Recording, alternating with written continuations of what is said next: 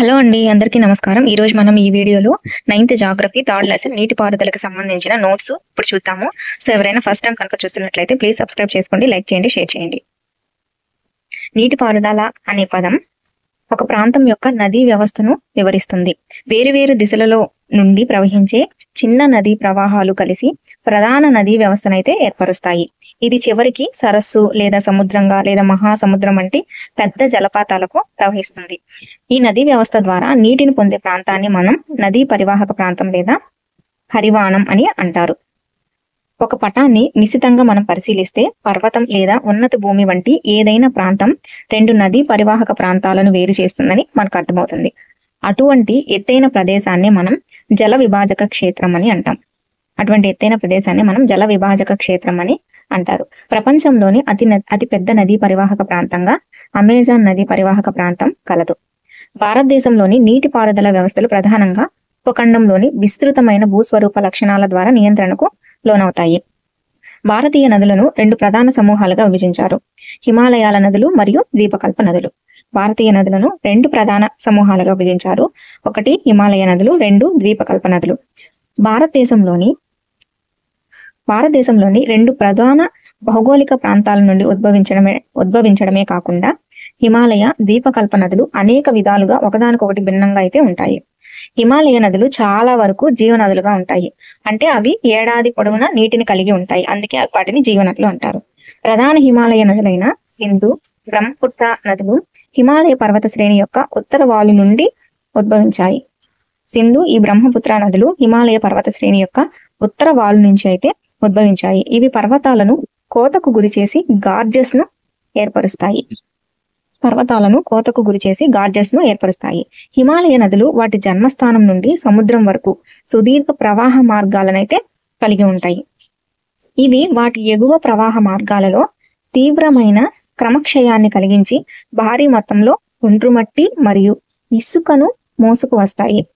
మధ్య మరియు దిగువ ప్రవాహ మార్గాలలో ఈ నదులు నదీ వక్రతలు అంటే ఎద్దుగిట్టలు, ఆక్స్బౌ సరస్సులు మరియు వాటి వరద మైదానాలలో అనేక ఇతర నిక్షేప స్వరూపాలనైతే ఏర్పరుస్తాయి.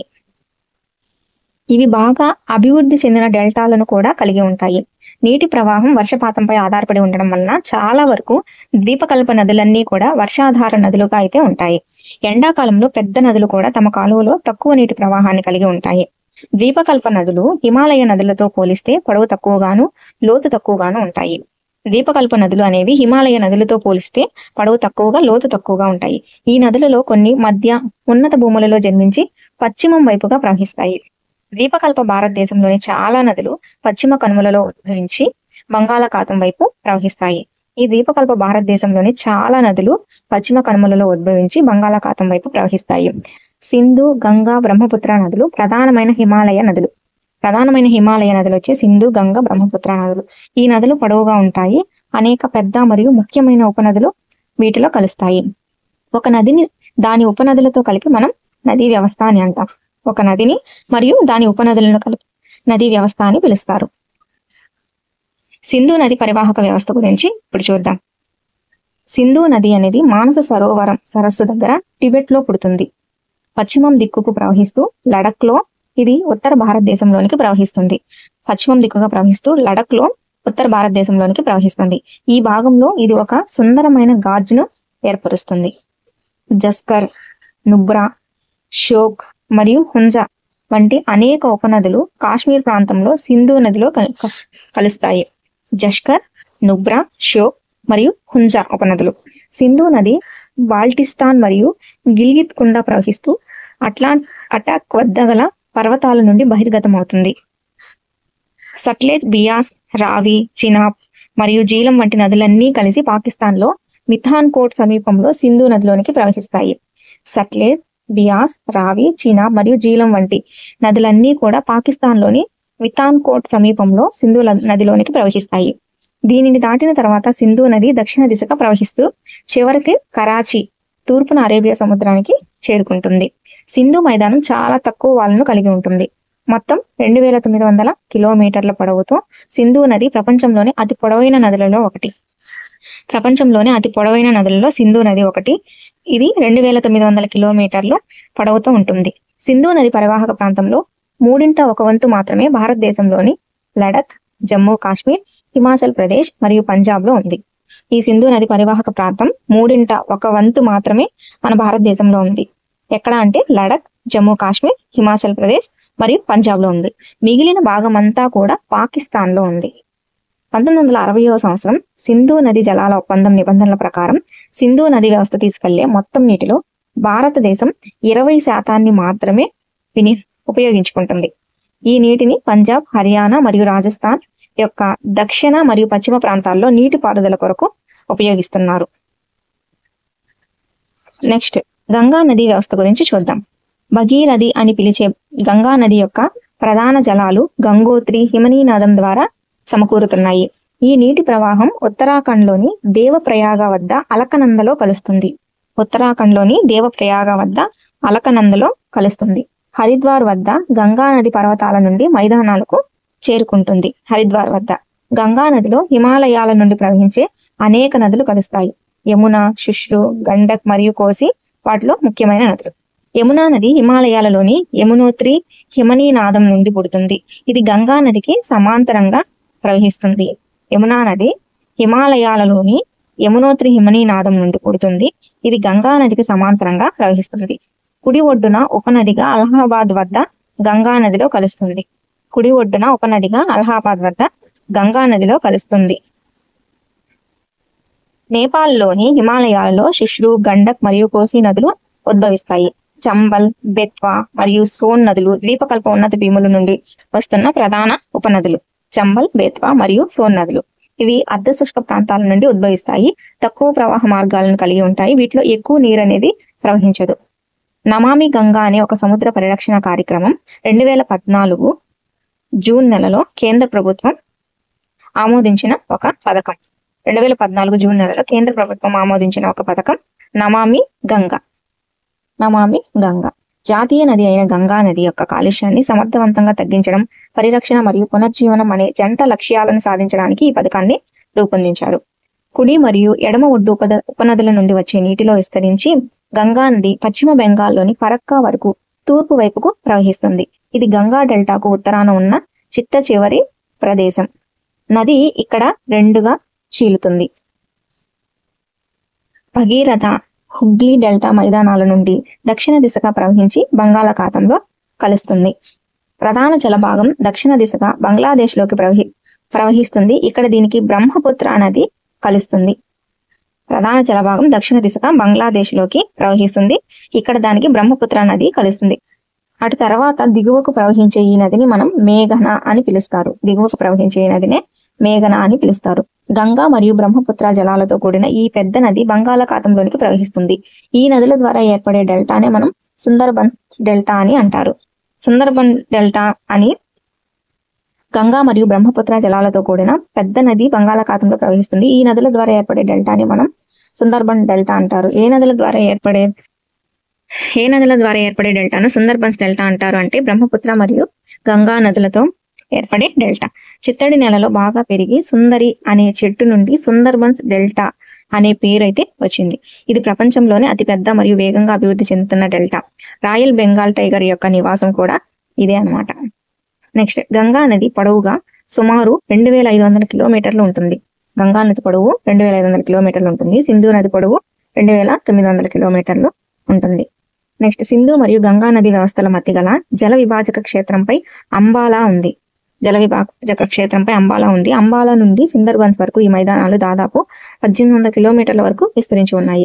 అయితే దీని యొక్క వాలులో తగ్గుదల వచ్చేసి కనీసం 300 మీటర్లు కూడా లేదు. ప్రతి 6 మీటర్లకు కేవలం 1 మీటర్ పతనం ఉంది. అందువలన నదీ పరివాహక మార్గంలో పెద్ద నదీ వక్రతలు అభివృద్ధి చెందాయి అన్నమాట. నెక్స్ట్ బ్రహ్మపుత్ర నది వ్యవస్థ గురించి. బ్రహ్మపుత్ర నది టిబెట్లోని మానస సరోవరం సరస్సుకు తూర్పున సింధు మరియు సట్లెజ్ జన్మస్థలాలకు చాలా సమీపంలో పుడుతుంది. ఇది సింధు కంటే కొంచెం పొడవైన నది బ్రహ్మపుత్ర నది. దాని ప్రవాహ మార్గంలో ఎక్కువ భాగం భారతదేశంలో ఉంటుంది. సింధు నదిలో మనం ఉపయోగించుకునేది కేవలం 20% మాత్రమే సింధు నది నుంచి భారతదేశం ఉపయోగించుకుంటుంది. కానీ ఈ బ్రహ్మపుత్ర నది అనేది హిమాలయాలకు సమాంతరంగా తూర్పు దిశగా ప్రవహిస్తుంది. నామ్చా బర్మా వద్దకు చేరిన తర్వాత ఇది యు ఆకారపు మలుపు తీసుకుని అరుణాచల్ ప్రదేశ్లోని ఒక గార్జ్ ద్వారా భారతదేశంలోనికి ప్రవహిస్తుంది అనమాట. అక్కడే దీన్ని ఏమంటారు అంటే దిహాంగ్ అని పిలుస్తారు. దీనిలో దిబాంగ్, లోహిత్ మరియు అనేక ఉపనదులు కలిసిన తర్వాత అస్సాంకు వచ్చిన తర్వాత బ్రహ్మపుత్రగా ఏర్పడుతుంది. బ్రహ్మపుత్రను టిబెట్ లో స్తాంగ్పో అని, బంగ్లాదేశ్ లో జమునా అని పిలుస్తారు. టిబెట్ ప్రాంతం చిలీ పొడి ప్రాంతం కాబట్టి అక్కడ నుండి ఈ నది తక్కువ పరిమాణంలో నీటిని, ఒండ్రు మట్టిని మోసుకు వస్తుంది. భారతదేశంలో అధిక వర్షపాతం పొందే ప్రాంతం గుండా బ్రహ్మపుత్ర నది వెళ్తుంది. అస్సాంలో దీని మొత్తం పొడవులో బ్రహ్మపుత్ర నది కాలువల అల్లికలను కలిగి ఉంది. దీని ద్వారా అనేక నది ద్వీపాలను ఏర్పరుస్తుంది. ప్రతి సంవత్సరం వర్షాకాలంలో నది దీని ఒడ్డును దాటి ప్రవహించడం వలన అస్సాం మరియు బంగ్లాదేశ్ లో వరదల కారణంగా విస్తృతమైన వినాశనం అనేది జరుగుతుంది. ఇది ఉత్తర భారతదేశ నదుల వలె కాకుండా బ్రహ్మపుత్ర దాని నదీ గర్భంపై భారీ మొత్తంలో ఒండ్రు మట్టి నిక్షేపాలతో నింపడం వలన నదీ గర్భం పెరుగుదలకు కారణమవుతుంది.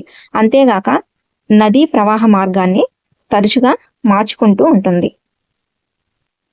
నెక్స్ట్ ద్వీపకల్ప నదులు. ద్వీపకల్ప భారతదేశంలో ప్రధాన జల విభాజక క్షేత్రంగా పశ్చిమ కనుమలు ఉన్నాయి. ఇవి పశ్చిమ తీరానికి దగ్గరగా ఉత్తరం నుండి దక్షిణం వరకు విస్తరించి ఉన్నాయి.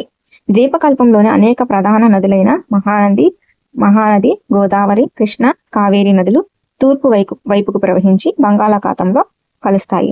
ఈ నదులు వాటి ముఖద్వారం వద్ద డెల్టాలను ఏర్పరుస్తాయి. పశ్చిమ కనుమలకు పశ్చిమంగా అనేక చిన్న చిన్న వాగులు ప్రవహిస్తాయి. నర్మదా, తపతీ నదులు మాత్రమే పశ్చిమ వైపుకు ప్రవహించే పొడవైన నదులు. పశ్చిమ వైపుకు ప్రవహించే పొడవైన నదులు ఏవి అంటే నర్మదా, తపతి. పశ్చిమ వైపుకు ప్రవహించే పొడవైన నదులు నర్మదా, తపతి నదులు. ఇవి ఉప్పు కయ్యలను ఏర్పరుస్తాయి. ఉప్పు కయ్యలను ఏర్పరిచే నదులు నర్మదా, తపతి నదులు. ద్వీపకల్ప నదులు పరివాహక ప్రాంతాలు మిగతా వాటికన్నా కూడా చిన్నవిగా ఉంటాయి. నర్మదా నది పరివాహక ప్రాంతం గురించి చూద్దాం. నర్మదా నది మధ్యప్రదేశ్లోని అమర్కటక్ కొండల్లో పుడుతుంది. ఇది భ్రంశము కారణంగా ఏర్పడిన పగలు లోయలలో పశ్చిమం వైపుకు ప్రవహిస్తుంది. భ్రంశం కారణంగా పగలు లోయలో పశ్చిమం వైపుకు ప్రవహించే నది నర్మదా నది. సముద్రానికి వెళ్లే మార్గంలో నర్మదా నది అనేక సుందరమైన ప్రదేశాలను సృష్టిస్తుంది. నర్మదా నది లోతైన గాజు కొండల గుండా ప్రవహించి జబల్పూర్ కు సమీపంలో ఉన్న మార్బుల్ ర్యాక్స్ మరియు ఏటవాలిగా ఉన్న రాళ్లపై దుమికి ప్రవహించే దూధార్ జలపాతం మొదలైనవి కొన్ని ముఖ్యమైనవి. నర్మదా నది పరిరక్షణ మిషన్ను మధ్యప్రదేశ్ ప్రభుత్వం సునామీ దేవి నర్మదే మధ్యప్రదేశ్ ప్రభుత్వం సునామీ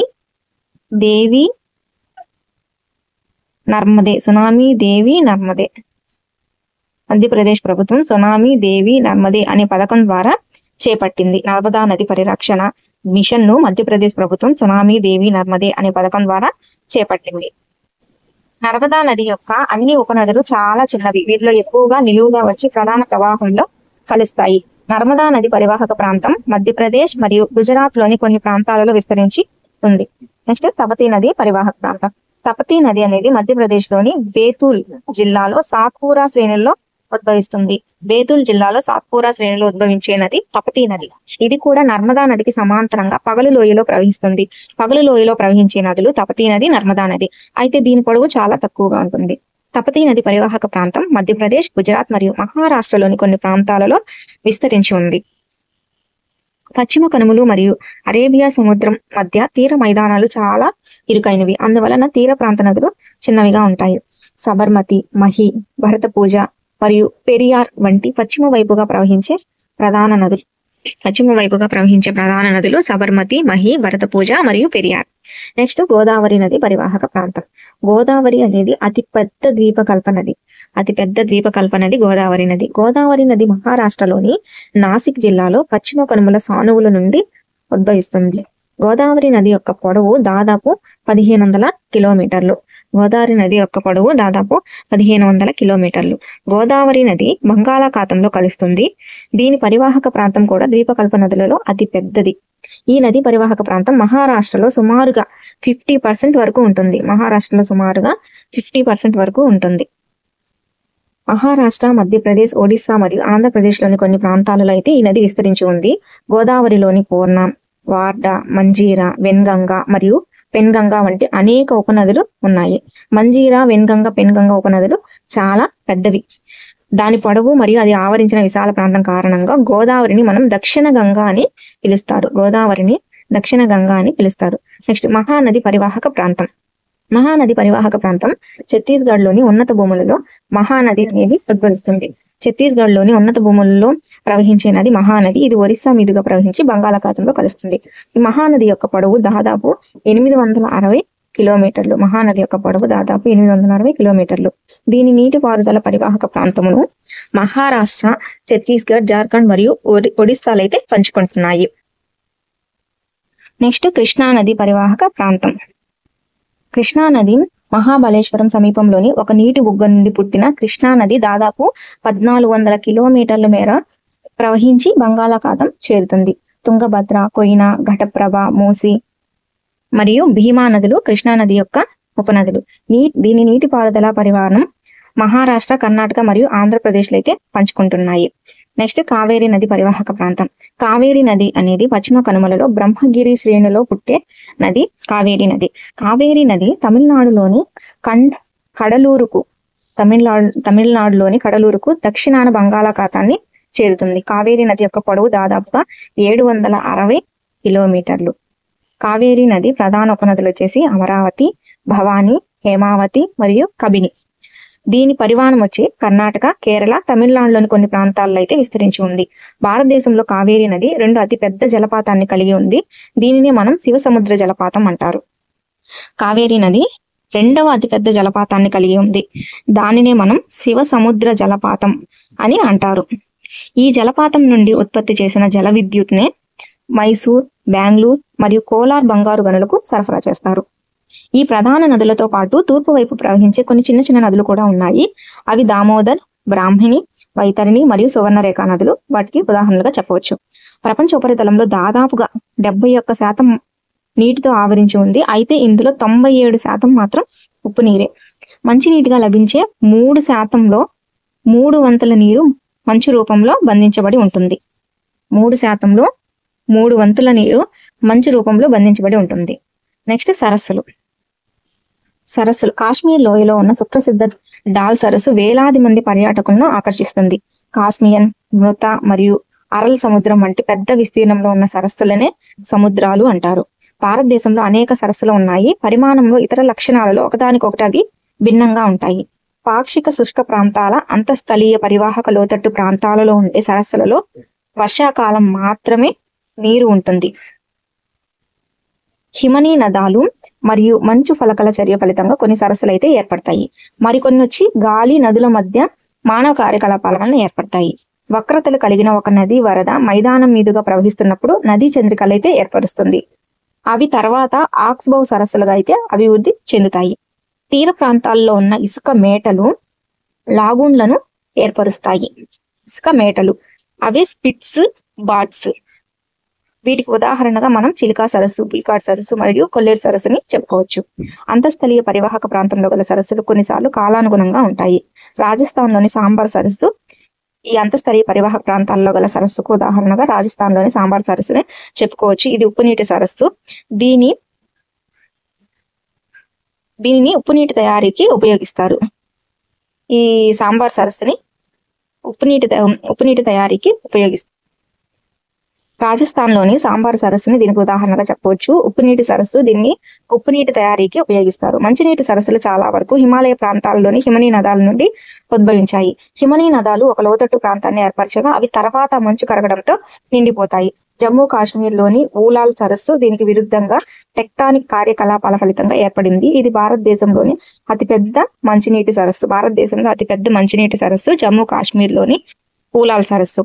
దాల్ సరస్సు, భీమ్తాల్, నైనితాల్, లోక్తక్ మరియు బరాపాని వంటి మరికొన్ని ముఖ్యమైన మంచినీటి సరస్సులు. సహజ సరస్సుతో పాటు జల విద్యుత్ శక్తి ఉత్పత్తి కోసం నదులపైన ఆనకట్టలు కట్టడం అనేది కూడా సరస్సుల ఏర్పాటుకు దారితీస్తుంది. దీనికి ఉదాహరణగా మనం గురు గోవింద్ సాగర్, బాక్రా నంగల్ ప్రాజెక్టుని చెప్పుకోవచ్చు. ఒక సరస్సు నది ప్రవాహాన్ని నియంత్రించడంలో సహాయపడుతుంది. భారీ వర్షాల సమయంలో వరదలను నివారిస్తుంది. మానవ చరిత్ర మొత్తంలో నదులు ప్రధాన భూమికను కలిగి ఉన్నాయి. నదుల నుండి వచ్చే నీరు ఒక ప్రాథమిక సహజమైన వనరు. నీటిపారుదల, నౌకాయానం, జల విద్యుత్ ఉత్పత్తి కోసం నదులను ఉపయోగించడం అనేది ప్రత్యేకించి జనాభాలో ఎక్కువ మందికి వ్యవసాయమే ప్రధాన జీవనాధారంగా ఉన్న భారతదేశం లాంటి దేశానికి ప్రత్యేక ప్రాముఖ్యత అయితే కలిగి ఉంది. 1985వ సంవత్సరంలో గంగా కార్యాచరణ ప్రణాళిక ప్రారంభించడంతో దేశంలో నదుల శుద్ధి కార్యక్రమం అనేది ప్రారంభించారు. ఇప్పుడు 1985లో 1995లో జాతీయ నదీ పరిరక్షణ ప్రణాళిక కింద నదులను కూడా తీసుకురావడానికి గంగా కార్యాచరణ ప్రణాళికను విస్తరించారు. నెక్స్ట్, ఎన్ఆర్సిపి లక్ష్యం కాలుష్య నివారణ పనులను అమలు చేయడం ద్వారా దేశంలోని ప్రధాన నీటి వనరులైన నదుల నీటి నాణ్యతను మెరుగుపరచడం. తగినంత నీటి ప్రవాహాన్ని మాత్రమే ఉంచితే గంగా నది 20 కిలోమీటర్ల పరిధిలో గల పెద్ద నగరాల కాలుష్య ప్రభావాన్ని తగ్గించగలదు మరియు సంగ్రహించగలదు. ఒక ప్రాంతంలోని సహజ పర్యావరణాన్ని గురించి ప్రతి ఒక్కరూ తెలుసుకోవాల్సిన 3 ప్రధానమైన అంశాలు: భూస్వరూపాలు, నీటిపారుదల, శీతోష్ణ స్థితి. భూస్వరూపాల గురించి చెప్పుకున్నాం, నీటిపారుదల గురించి చెప్పుకున్నాం. ఇప్పుడు శీతోష్ణ స్థితి గురించి చెప్పుకోబోతున్నాం. శీతోష్ణ స్థితి అనగా ఒక విశాల ప్రదేశంలో ఒక సుదీర్ఘ కాలంలో అనగా ఒక 30 సంవత్సరాల పైబడి నెలకొన్న వాతావరణ పరిస్థితుల్లో వైవిధ్యతల మొత్తాన్ని సూచిస్తుంది. వాతావరణం అనేది ఏ సమయంలోనైనా ఒక ప్రాంతంలో నెలకొన్న వాతావరణ స్థితిని సూచిస్తుంది. శీతోష్ణ స్థితిలోను వాతావరణంలోనూ ఉన్న అంశాలు ఒకటే. అవే ఉష్ణోగ్రత, వాతావరణ పీడనం, పవనం, ఆర్ద్రత మరియు అవపాతం. సాధారణీకరించిన నెలవారీ వాతావరణ పరిస్థితుల ఆధారంగా సంవత్సరాన్ని శీతాకాలం, వేసవి లేదా వర్షాకాలం వంటి ఋతువులుగా విభజించారు. ప్రపంచం అనేక శీతోష్ణ ప్రాంతాలుగా విభజించబడింది. మాన్సూన్ అనే అరబిక్ పదం మౌసం అనే పదం నుండి వచ్చింది. దీని యొక్క అర్థం ఋతువు అని. మౌసం అనేది ఒక సంవత్సరం కాలంలో కాలానుగుణంగా గాలి దిశ మారడాన్ని సూచిస్తుంది. భారతదేశ శీతోష్ణ స్థితిని ఋతుపవన శీతోష్ణ స్థితి రకంగా మనం చెప్పవచ్చు. ఆసియాలో ఈ రకమైన శీతోష్ణ స్థితి ప్రధానంగా దక్షిణ మరియు ఆగ్నేయ ఆసియాలో కనిపిస్తుంది. దేశంలో మొత్తం మీద సారూప్యత ఉన్నప్పటికీ దేశం లోపల శీతోష్ణ స్థితి పరిస్థితుల్లో గుర్తించదగిన ప్రాంతీయ వైవిధ్యాలు అయితే ఉన్నాయి. వేసవిలో రాజస్థాన్ ఎడారిలో కొన్ని ప్రాంతాల్లో ఉష్ణమాపకంలోని పాదరసం అప్పుడప్పుడు 50 డిగ్రీల సెంటీగ్రేడ్ తాకుతుంది. అయితే జమ్మూ కాశ్మీర్లోని పహల్గామ్లో అయితే 20 డిగ్రీ సెంటీగ్రేడ్ గా ఉంటుంది. శీతాకాలపు రాత్రులలో జమ్మూ కాశ్మీర్లోని ద్రాస్లో -45 డిగ్రీల సెంటీగ్రేడ్ అంతకన్నా తక్కువ కూడా ఉండవచ్చు. మరోవైపు శీతాకాలంలో అయితే తిరువనంతపురంలో 22 డిగ్రీల సెంటీగ్రేడ్ ఉష్ణోగ్రత ఉంటుంది. జమ్మూ కాశ్మీర్లోని ద్రాస్లో అయితే -45 డిగ్రీలు, తిరువనంతపురంలో అయితే 22 డిగ్రీల సెంటీగ్రేడ్ ఉష్ణోగ్రత ఉంటుంది శీతాకాలంలో. కొన్ని ప్రదేశాల్లో అయితే పగలు రాత్రి ఉష్ణోగ్రతల మధ్య వ్యత్యాసం కూడా చాలా ఉంటుంది. థార్ ఎడారిలో పగటి ఉష్ణోగ్రత అయితే 50 డిగ్రీల సెంటీగ్రేడ్కి పెరగవచ్చు. అదే రాత్రి అయితే దాదాపు 15 డిగ్రీల సెంటీగ్రేడ్కి పడిపోతుంది.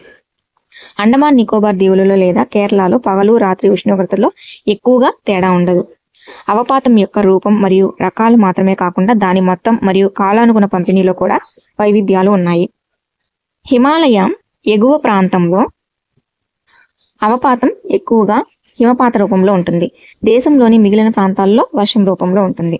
వార్షిక అవపాతంలో తేడాలు మేఘాలయాల్లో 400 సెంటీమీటర్ల కంటే ఎక్కువ ఉంటుంది.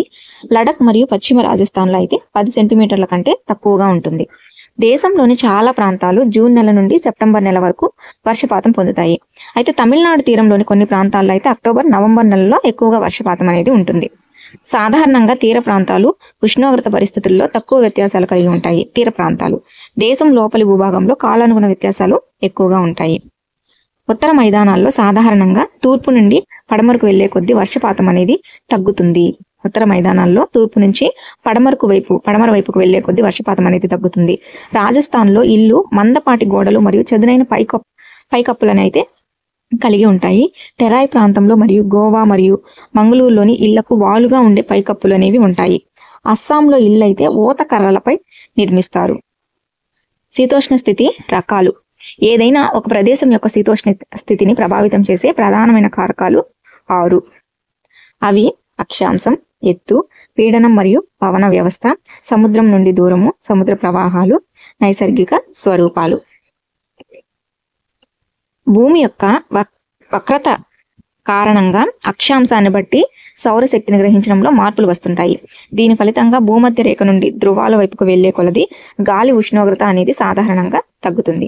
భూమి యొక్క ఉపరితలం నుండి ఎత్తుకు వెళ్లే కొలది వాతావరణం యొక్క సాంద్రత, ఉష్ణోగ్రత అనేవి తగ్గుతాయి. అందువల్ల వేసవి కాలంలో కొండలు అనేవి చల్లగా ఉంటాయి. ఉపరితలం నుండి భూమి యొక్క ఉపరితలం నుండి ఎత్తుకు వెళ్లే కొద్దీ వాతావరణం యొక్క సాంద్రత ఉష్ణోగ్రత తగ్గడం వలన వేసవి కాలంలో కొండలు చల్లగా ఉంటాయి. ఏదైనా ఒక ప్రాంతం యొక్క పీడన వ్యవస్థ ఆ ప్రదేశం యొక్క అక్షాంశాల మీద అనేది ఆధారపడి ఉంటుంది. అందువలన ఇది ఉష్ణోగ్రత మరియు వర్షపాత క్రమాన్ని ప్రభావితం చేస్తుంది. శీతోష్ణ స్థితిపై మిత పరిస్థితిలో ఉండే విధంగా సముద్రం ప్రభావాన్ని చూపిస్తుంది. సముద్రం నుండి దూరం పెరిగే కొలిది దాని మీద ప్రభావం అనేది తగ్గుతుంది. ప్రజలు తీవ్రమైన వాతావరణ పరిస్థితులను అయితే అనుభవిస్తారు. ఈ పరిస్థితిని ఖండాంతర్గత స్థితి అని అంటారు. సముద్రం నుండి దూరం పెరిగే కొలది దాని మీద ప్రభావం అనేది తగ్గుతుంది. ప్రజలు తీవ్రమైన వాతావరణ పరిస్థితులను అనుభవిస్తారు. ఆ పరిస్థితినే మనం ఖండాంతర్గత స్థితి అని అంటారు. అంటే వేసవిలో చాలా వేడిగా, శీతాకాలంలో చాలా చల్లగా ఉండడమే ఖండాంతర్గత స్థితి. తీర ప్రాంతాల శీతోష్ణ స్థితిని సముద్ర పవనాలతో పాటు సముద్ర ప్రవాహాలు కూడా ప్రభావితం చేస్తాయి. ఏ తీర ప్రాంతంలోనైనా ఉష్ణ లేదా శీతల ప్రవాహాలు ప్రవహించినప్పుడు తీర ప్రాంత పవనాలు దాని మీదుగా వీచి తీర ప్రాంతాన్ని చల్లగా లేదా వెచ్చగా చేస్తాయి. ఒక ప్రదేశం యొక్క శీతోష్ణ స్థితిని నిర్ణయించడంలో భౌగోళిక స్వరూపం కూడా ప్రధాన పాత్ర అనేది పోషిస్తుంది. ఎత్తైన పర్వతాలు చల్లని లేదా వేడి గాలులకు అడ్డంకులుగా పనిచేస్తాయి. అవి తగినంత ఎత్తు నుండి వర్షపు గాలుల మార్గంలో ఉన్నట్లయితే అవపాతానికి కూడా కారణమవుతాయి. పర్వతాల అవతలి వైపు సభేక్షయంగా పొడిగా ఉంటుంది. భారతదేశ శీతోష్ణ స్థితిని ప్రభావితం చేసే కారకాల గురించి చూద్దాం. అక్షాంశం. కర్కట రేఖ పశ్చిమాన రాన్ ఆఫ్ కచ్ నుండి తూర్పున మిజోరాం వరకు దేశం మధ్యలో వెళ్తుంది. కర్కట రేఖ అనేది పశ్చిమాన వచ్చేసి రాన్ ఆఫ్ కచ్ నుండి తూర్పున మిజోరాం వరకు దేశం మధ్యలో వెళ్తుంది. కర్కట రేఖకి దక్షిణంగా ఉన్న దేశంలో దాదాపు సగభాగం ఉష్ణమండల ప్రాంతానికి చెందినది. మిగిలిన ప్రాంతం అంతా ఆయన రేఖకు ఉత్తరాన ఉష్ణమండలంలో ఉంది. భారతదేశ వాతావరణం ఉష్ణమండలం మరియు ఉప ఉష్ణమండల శీతోష్ణ స్థితి లక్షణాలను కలిగి ఉంటుంది. భారతదేశ వాతావరణం అనేది ఉష్ణమండల మరియు ఉప ఉష్ణమండల శీతోష్ణ స్థితి లక్షణాలను కలిగి ఉంటుంది. ఎత్తు. భారతదేశానికి ఉత్తరాన సుమారు 6,000 మీటర్లు సగటు ఎత్తు కలిగిన పర్వతాలు ఉన్నాయి. భారతదేశం విస్తారమైన తీర ప్రాంతాన్ని కలిగి ఉంది. దాని యొక్క గరిష్ట ఎత్తు వచ్చేసి 30 మీటర్లు. మధ్య ఆసియా నుండి వచ్చే శీతల పవనాలను ఉపఖండంలోనికి రాకుండా హిమాలయాలు అయితే అడ్డుకుంటాయి. ఈ పర్వతాల కారణంగానే ఉపఖండం మధ్య ఆసియాతో పోలిస్తే మధ్యస్థ చలికాలాలను ఎదుర్కొంటుంది. పెడన మరియు పవనాలు. భారతదేశంలోని శీతోష్ణ స్థితి వాతావరణ సంబంధ స్థితులు క్రింది వాతావరణ పరిస్థితుల చేత నియంత్రించబడతాయి. అవి పీడనం మరియు భూ ఉపరితల పవనాలు, ఉపరితల గాలి ప్రసరణ మరియు పశ్చిమ తుఫాను విక్షోభాలు, ఉష్ణమండల తుఫానులు. భారతదేశం ఈశాన్య పవనాలు వీచే ప్రాంతంలో ఉంది. ఈశాన్య పవనాలు ఉత్తరార్ధగోళంలోని ఉప ఉష్ణమండల అధిక పీడన మండలం నుంచి ఉద్భవిస్తాయి. ఈశాన్య పవనాలు దక్షిణం వైపు వీచి కొరియాలిస్ శక్తి కారణంగా కుడివైపుకు మరలి భూమధ్య రేఖ అల్పపీడన ప్రాంతం వైపు ప్రసరిస్తాయి. ఈ పవనాలు నేలపై ఉద్భవించి నేల మీదుగా వేయడం వలన తక్కువ తేమను కలిగి ఉంటాయి. అందువలన ఇది కొద్దిపాటి వర్షపాతాన్ని ఇస్తాయి లేదా వర్షాన్ని అసలు ఇవ్వవు. కొరియాలిస్ ప్రభావం అంటే భూభ్రమణం వలన ఏర్పడే ఒక స్పష్టమైన శక్తి. కొరియాలిస్ శక్తి ఉత్తరార్ధగోళంలో పవనాలను కుడివైపు దిశను మార్చడానికి మరియు దక్షిణార్ధగోళంలో ఎడమ వైపు దిశను మార్చడానికి కారణమవుతాయి. దీనినే మనం ఫెర్రెల్స్ లా అని కూడా అంటారు. ఫెర్రెల్స్ లా అని కూడా అంటారు. భారతదేశంలో నెలకొన్న పీడనం మరియు పవన పరిస్థితులు ప్రత్యేకమైనవి. శీతాకాలంలో హిమాలయాలకు ఉత్తరాన అధిక పీడన ప్రాంతం అనేది ఉంటుంది. ఈ ప్రాంతం నుండి చల్లని పొడిగాలులు దక్షిణంలోని అల్పపీడన ప్రాంతాల వైపు సముద్రాల మీదుగా వేస్తాయి. వేసవిలో ఆసియాలోని అంతర్గత ప్రాంతము అలాగే వాయువ్య భారతదేశంలోని అల్పపీడన ప్రాంతం అభివృద్ధి చెందుతుంది. ఇది వేసవిలో పవనాల దిశను పూర్తిగా మారుస్తుంది. గాలి అధిక పీడన ప్రాంతం నుండి దక్షిణ హిందూ మహాసముద్రం మీదుగా ఆగ్నేయ దిశలో కదిలి భూమధ్య రేఖను దాటుకుని కుడివైపుకు తిరిగి భారత ఉపఖండం మీదుగా గల అల్పపీడన ప్రాంతాల వైపుకు వీస్తుంది. వీటిని నైరుతి ఋతుపవనాలు అని అంటారు. ఈ పవనాలు వెచ్చని మహాసముద్రాలపై వీచి తేమను సేకరించి భారతదేశం యొక్క ప్రధాన భూభాగంలో విస్తారమైన వర్షాన్ని ఇస్తాయి. దేశంలోని ఉత్తర మరియు వాయువ్య భాగాల్లో సంభవించే పశ్చిమ తుఫాను విక్షోభాలను ఈ పశ్చిమ ప్రవాహం తీసుకువస్తుంది. వేసవిలో సూర్యుని యొక్క స్పష్టమైన కదలికలను అనుసరించి ఉప ఉష్ణమండల పశ్చిమ జెట్ ప్రవాహం హిమాలయాలకు ఉత్తరాన వీస్తుంది. వేసవిలో ఉప ఉష్ణమండల తూర్పు జెట్ ప్రవాహంగా పిలువబడే తూర్పు జెట్ ప్రవాహం ద్వీపకల్ప భారతదేశం మీదుగా సుమారు 14 డిగ్రీల ఉత్తర అక్షాంశం వైపుకి వీస్తుంది. పశ్చిమ తుఫాను విక్షోభాలు మధ్యధరా ప్రాంతం నుంచి పశ్చిమ పవనాలు తీసుకువచ్చిన శీతాకాల్పు వాతావరణ దృగ్విషయాలు. ఇవి సాధారణంగా భారతదేశంలోని ఉత్తర మరియు వాయువ్య ప్రాంతాల వాతావరణాన్ని ప్రభావితం చేస్తాయి. ఋతుపవనాల కాలంలోనూ అక్టోబర్ నవంబర్ నెలలోనూ సంభవించే ఉష్ణమండల తుఫానులు తూర్పు వాయువ్య ప్రవాహాల్లో భాగంగా ఉన్నాయి. ఈ విక్షోభాలు దేశంలోని తీర ప్రాంతాలను ప్రభావితం చేస్తాయి. నెక్స్ట్ భారతీయ ఋతుపవనాలు. భారతదేశం వాతావరణం ఋతుపవనాల ద్వారా ఎక్కువగా ప్రభావితం అవుతుంది. చారిత్రక కాలంలో భారతదేశానికి వచ్చిన నావికులు ఋతుపవనాల దృగ్విషయాన్ని గమనించిన వారిలో మొదటి వారుగా ఉన్నారు. వీరు పవనాల సహాయంతో ఓడల ద్వారా వచ్చినందువలన తిరోగమన పవన వ్యవస్థ నుండి ప్రయోజనం పొందారు. భారతదేశానికి వ్యాపారులుగా వచ్చిన అరబ్బులు ఈ కాలానుగుణ తిరోగమన పవన వ్యవస్థకు ఋతుపవనాలు అని పేరు పెట్టారు. ఎవరు? అరబ్బులు. ఋతువులు లేదా కాలాలు. ఋతుపవనం శీతోష్ణ స్థితి ఒక ప్రత్యేకమైన కాలానుగుణ సరళిని లక్షణంగా కలిగి ఉంది. వాతావరణ పరిస్థితులు ఒక కాలం నుండి మరొక కాలానికి ఎక్కువగా మారుతూ ఉంటాయి. ఈ మార్పులనే మనం ముఖ్యంగా దేశంలోని అంతర్గత ప్రాంతాల్లో మనం గమనించవచ్చు. దేశంలో 4 ప్రధాన ఋతువులు ఉన్నాయి. చల్లని వాతావరణ కాలం, వేడి వాతావరణ కాలం, పురోగమన ఋతుపవన కాలం మరియు కొన్ని ప్రాంతాల వైవిధ్యాల్లో తిరోగమన ఋతుపవన కాలం. చల్లటి వాతావరణ కాలం లేదా శీతాకాలం ఉత్తర భారతదేశంలో నవంబర్ మధ్య నుంచి శీతాకాలం మొదలై ఫిబ్రవరి వరకు ఉంటుంది. ఉత్తర భారతదేశంలోని డిసెంబర్ మరియు జనవరి నెలలు అత్యంత చలిగా ఉంటాయి. దక్షిణం నుండి ఉత్తరం వైపు వెళ్లే కొలది ఉష్ణోగ్రత అనేది తగ్గుతుంది. తూర్పు తీరంలోని చెన్నై సగటు ఉష్ణోగ్రత 24 డిగ్రీల సెంటీగ్రేడ్ నుంచి 25 డిగ్రీల సెంటీగ్రేడ్ ఉంటుంది. ఉత్తర మైదానాల్లో ఇది 10 డిగ్రీల నుంచి 15 డిగ్రీల మధ్య ఉంటుంది. పగలు వెచ్చగాను, రాత్రులు చల్లగాను ఉంటాయి. ఉత్తరాన మంచు సాధారణంగా కురుస్తుంది. హిమాలయాల యొక్క ఎత్తైన వాలులో హిమపాతం అనేది సంభవిస్తుంది. ఈ కాలంలో ఈశాన్య వ్యాపార పవనాలు దేశంపై విస్తరించి ఉంటాయి. ఈశాన్య వ్యాపార పవనాలు భూమిపై నుండి సముద్రం వైపుకు వీస్తాయి. అందువల్ల ఆ దేశంలోని చాలా భాగానికి ఇవి పొడి కాలంగా ఉంటుంది. ఈశాన్య వ్యాపార పవనాల వలన తమిళనాడు తీరంలోని కొంత మొత్తంలో వర్షాలు కురుస్తాయి. అక్కడ ఇవి సముద్రం నుండి భూమి వైపుకు వీస్తాయి. దేశం యొక్క ఉత్తర భాగంలో బలహీనమైన అధిక పీడన ప్రాంతం అభివృద్ధి చెందుతుంది. ఈ ప్రాంతం నుండి తేలికపాటి పవనాలు బయటకు కదులుతాయి. భూస్వరూపం ప్రభావంతో ఈ పవనాలు పశ్చిమ మరియు వాయువ్య దిశల నుండి గంగా లోయ గుండా వీస్తాయి. వాతావరణ సాధారణంగా నిర్మలమైన ఆకాశం, తక్కువ ఉష్ణోగ్రతలు, తక్కువ ఆర్ద్రత మరియు బలహీనమైన అస్థిరమైన పవనాలతో ఉంటుంది. పశ్చిమ మరియు వాయువ్య ప్రాంతం నుండి తుఫాను విక్షోభాలు రావడం అనేది ఉత్తర మైదానాల్లో చల్లని వాతావరణ కాలం యొక్క ముఖ్య లక్షణం. ఈ అల్పపీడన వ్యవస్థలు మధ్యధరా సముద్రం మరియు పశ్చిమ ఆసియా మీదుగా ఉద్భవించి పశ్చిమ పవనాలతో పాటు భారతదేశంలోకి ప్రవహిస్తాయి. ఇవి మైదానాల్లో అత్యంత అవసరమైన శీతాకాలపు వర్షాలకు మరియు పర్వతాల్లోని హిమపాతానికి కారణమవుతాయి. స్థానికంగా మహావత్ అని పిలిచే శీతాకాలపు వర్షపాతం తక్కువ మొత్తం అయినప్పటికీ కూడా రబీ పంటల సాగుకు చాలా ముఖ్యమైనది. శీతాకాలపు వర్షపాతాన్ని స్థానికంగా మహావత్ అంటారు. ద్వీపకల్ప ప్రాంతానికి స్పష్టమైన చలికాలం అంటూ లేదు. సముద్రం యొక్క మితమైన ప్రభావం కారణంగా చలికాలంలో ఉష్ణోగ్రత సరళిలో గుర్తించదగిన కాలానుగుణమైన మార్పు కూడా ఉండదు. వేడి వాతావరణ కాలం లేదా వేసవికాలం. వేడి వాతావరణ కాలం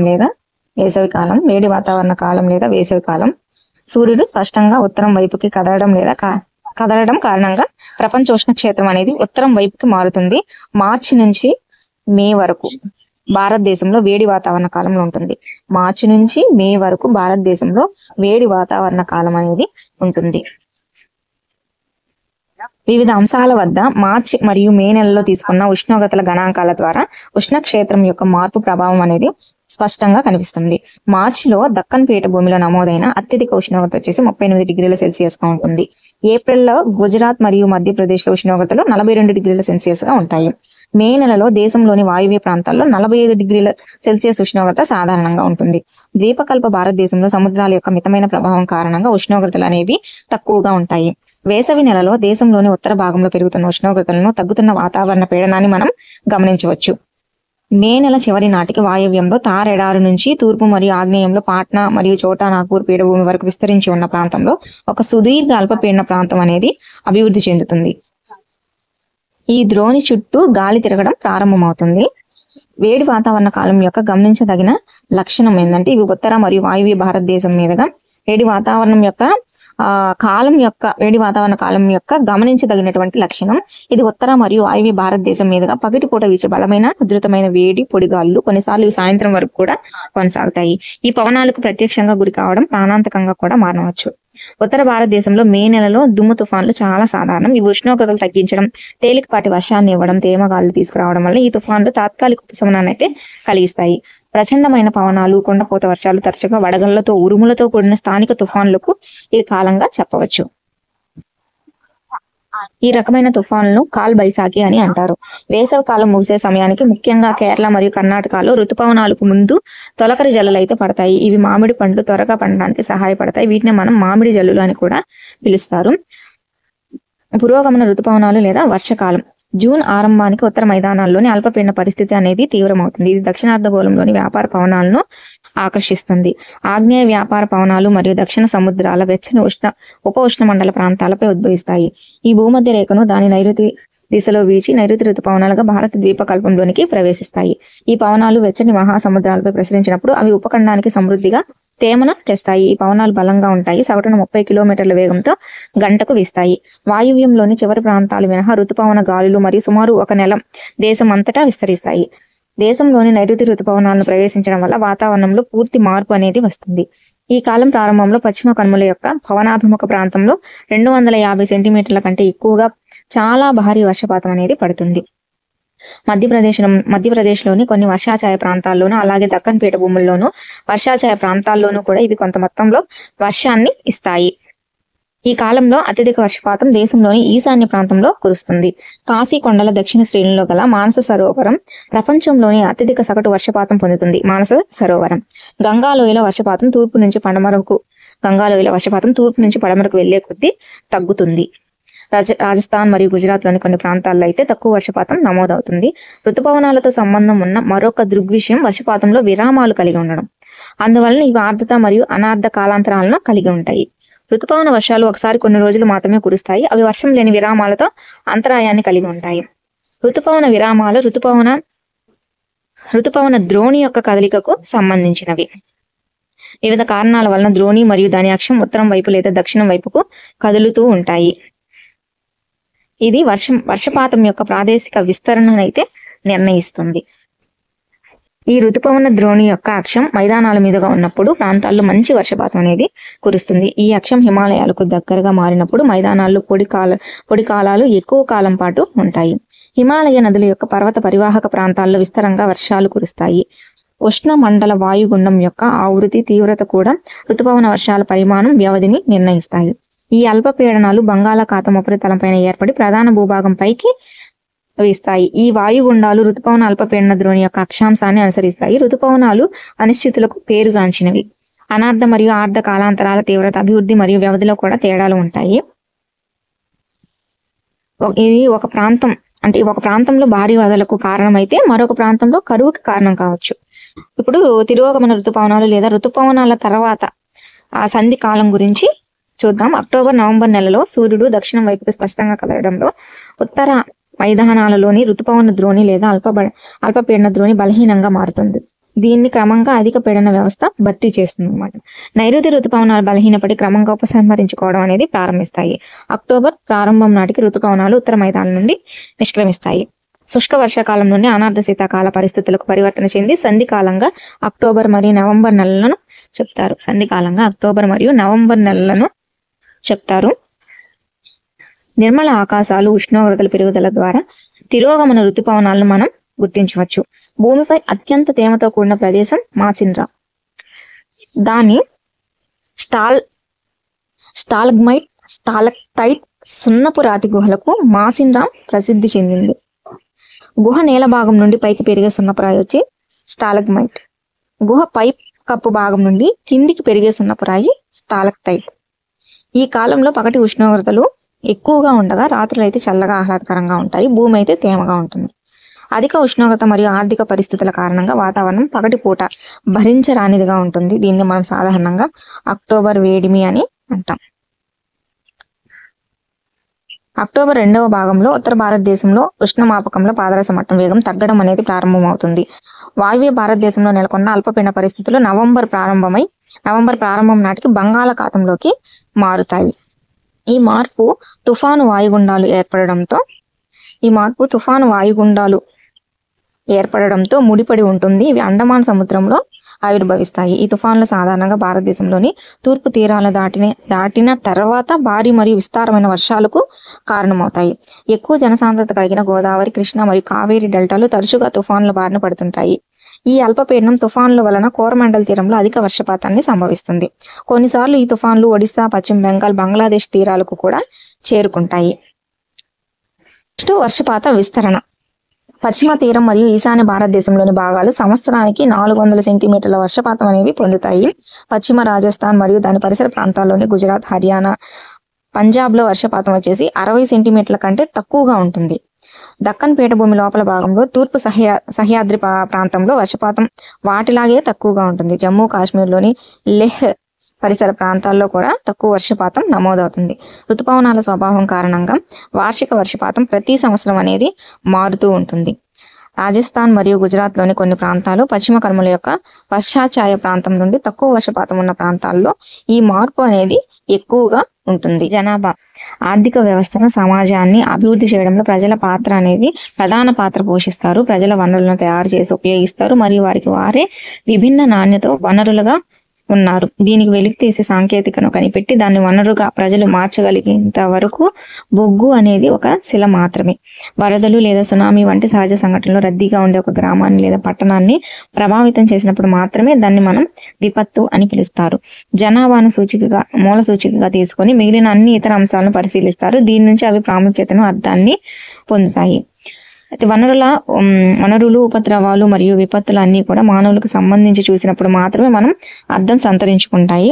భారతదేశ జనగణన శాఖ మన దేశ జనాభాకు సంబంధించిన సమాచారాన్ని అందిస్తుంది. జనగణన శాఖ 2011 మార్చి నాటికి భారతదేశ జనాభా వచ్చేసి 1210.6 మిలియన్లుగా ఉంది. భారతదేశ జనాభా ప్రపంచ జనాభాలో ఎంత శాతంగా ఉంది అంటే 17.5%గా ఉంది. 121 కోట్ల మంది ప్రజలు భారతదేశంలో నివసిస్తున్నారు. ప్రపంచ విస్తీర్ణంలో అయితే భారత భూభాగం 2.4%గా ఉంది. భారతదేశ విస్తీర్ణం అయితే 3.28 మిలియన్ల చదరపు కిలోమీటర్లు అయితే ఉంది. 2011 జనాభా లెక్కల ప్రకారం 109 మిలియన్ల జనాభా కలిగిన ఉత్తరప్రదేశ్ భారతదేశంలోని అత్యధిక జనాభా కలిగిన రాష్ట్రంగా ఉంది. మన దేశ జనాభాలో అయితే ఉత్తరప్రదేశ్ జనాభా దాదాపు 16% ఉన్నారు. హిమాలయ రాష్ట్రమైన సిక్కిం అయితే కేవలం 0.6 మిలియన్ల జనాభాను మాత్రమే కలిగి ఉంది. లక్షద్వీపుల జనాభా అయితే 64,429. భారతదేశ జనాభాలో దాదాపు సగం మంది కేవలం 5 రాష్ట్రాల్లోనే జీవిస్తున్నారు. అవే ఉత్తరప్రదేశ్, మహారాష్ట్ర, బీహార్, పశ్చిమ బెంగాల్, మహారాష్ట్ర, ఆంధ్రప్రదేశ్. విస్తీర్ణ పరంగా భారతదేశంలో అతిపెద్ద రాష్ట్రం వచ్చేసి రాజస్థాన్. భారతదేశంలో మొత్తం జనాభాలో కేవలం రాజస్థాన్లో ఉన్న జనాభా 5.5% మాత్రమే. భారతదేశంలో మొదటి జనగణన వచ్చేసి 1872 సంవత్సరంలో జరిగింది. సంపూర్ణ జనగణన అయితే 81లో జరిగింది. 1881 తర్వాత ప్రతి 10 సంవత్సరాలకు ఒకసారి జనగణన అయితే క్రమం తప్పకుండా జరుగుతున్నాయి. ఒక యూనిట్ ప్రాంతంలో గల జనాభా సంఖ్యనే జనసాంద్రతగా లెక్కిస్తారు. ప్రపంచంలో అత్యంత జనసాంద్రత కలిగిన దేశాల్లో భారతదేశం కూడా ఒకటి. భారతదేశంలో కంటే ఎక్కువ సగటు జనసాంద్రత కలిగిన దేశాలు వచ్చేసి బంగ్లాదేశ్, జపాన్. ఎక్కువ సగటు జనసాంద్రత కలిగిన దేశాలు బంగ్లాదేశ్ మరియు జపాన్. 2011 సంవత్సరంలో భారతదేశ జనసాంద్రత చదరపు కిలోమీటర్లకైతే 382 మంది. బీహార్లో జనసాంద్రత చదరపు కిలోమీటర్లకైతే 1102 మంది. అరుణాచల్ ప్రదేశ్లో జనసాంద్రత చదరపు కిలోమీటర్లకైతే 17 మంది. అరుణాచల్ ప్రదేశ్లో 2014 జూన్ నెలలో భారతదేశంలో 29వ రాష్ట్రంగా అనేది తెలంగాణ ఏర్పడింది. ఎన్నో రాష్ట్రంగా అంటే 29వ రాష్ట్రంగా తెలంగాణ ఏర్పడింది. 2019 ఆగస్టు 5వ తేదీన జమ్మూ కాశ్మీర్ రాష్ట్రమును జమ్మూ కాశ్మీర్ మరియు లడక్ అనే 2 కేంద్ర పాలిత ప్రాంతాలుగా విభజించారు 2019లో. అస్సాం మరియు చాలా ద్వీపకల్ప రాష్ట్రాలు అయితే మధ్యస్థ జనసాంద్రత కలిగి ఉన్నాయి. ఆ ప్రాంతంలో కొండలు, ఖండించిన రాతి స్వరూపం గల భూస్వరూపం, ఒక మోస్తరు నుండి తక్కువ వర్షపాతం, నిస్సారమైన తక్కువ సారవంతమైన నేల ఈ ప్రాంతంలో జలసాంద్రతను అయితే ప్రభావితం చేస్తాయి. సారవంతమైన నేలలు మరియు సమృద్ధిగా వర్షపాతం ఉన్న చదునైన మైదానాల కారణంగా ఉత్తర మైదానాలు దక్షిణ కేరళలోనూ అధిక జనసాంద్రతలు ఉన్నాయి. జనసాంద్రత నిరంతరం అనేది మారుతూ ఉండే ప్రక్రియ. జననాలు, మరణాలు మరియు వలసల పరస్పర చర్య వలన జనసాంద్రత అనేది మారుతూ ఉంటుంది. ఒక నిర్దిష్ట కాలంలో, ఉదాహరణకు 10 సంవత్సరాల కాలంలో ఒక దేశ భూభాగంలో నివసిస్తున్న జనాభాలో వచ్చిన మార్పుని మనం జనాభా పెరుగుదలగా తెలుపుతుంది. జనాభా పెరుగుదలను 2 విధాలుగా వ్యక్తీకరిస్తారు. నిర్దిష్ట సంఖ్యల రూపంలోను మరియు ఒక సంవత్సరంలో వచ్చే మార్పు శాతం రూపంలోను వ్యక్తీకరిస్తారు. ప్రతి సంవత్సరం లేదా దశాబ్దంలో పెరిగిన మొత్తం జనసంఖ్యను స్థూల పెరుగుదల అని అంటారు. ప్రతి సంవత్సరం లేదా దశాబ్దంలో పెరిగిన మొత్తం జనసంఖ్యనే స్థూల పెరుగుదల అంటారు. ఇది మునుపటి జనాభాను తర్వాత జనాభా నుండి తీసివేయడం ద్వారా లెక్కిస్తారు. దీన్ని మనం నిర్దిష్ట ప్రకటన అని అంటారు. జనాభా పెరుగుదల రేటు లేదా దశ మరొక ముఖ్యమైన అంశం. ఇది వార్షిక శాతంలో అధ్యయనం చేస్తుంది. అధ్యయనం చేస్తారు. భారతదేశ జనాభా వచ్చి 1951 సంవత్సరంలో 361 మిలియన్ల నుండి 2011 నాటికి 1210 మిలియన్లకు స్థిరంగా పెరుగుతూ ఉంది. 361 నుంచి 1210 మిలియన్ల వరకు స్థిరంగా పెరుగుతూ ఉంది. 1981 సంవత్సరం నుండి జనాభా వృద్ధి రేటు క్రమంగా క్షీణించడం ప్రారంభించింది. ఆ కాలంలో జనాల రేటు వేగంగా తగ్గాయి. 1990వ దశకంలోనే 182 మిలియన్ల మంది మొత్తం జనాభాకు జోడించమంటారు. క్షీణిస్తున్న జనాభా వృద్ధి రేటు ద్వారా నిజానికి జనన నియంత్రణ ప్రయత్నాలకు సానుకూలమైన సూచిక. 2045 నాటికి భారతదేశం చైనాను అధిగమించి ప్రపంచంలోనే అత్యధిక జనాభా కలిగిన దేశంగా అవతరిస్తుంది. 2045 నాటికి జనాభా మార్పుకు 3 ప్రధాన ప్రక్రియలు ఉన్నాయి. అవే జనన రేట్లు, మరణాల రేట్లు, వలసలు. జనన రేటు మరియు మరణ రేటు మధ్య వ్యత్యాసమే జనాభా సహజ పెరుగుదల. జనన రేటు అనేది ఒక సంవత్సరంలో ప్రతి 1000 మంది వ్యక్తులకు కలిగిన సజీవ జననాల సంఖ్య. 1000 మంది వ్యక్తులకు కలిగిన సజీవ జననాల సంఖ్య.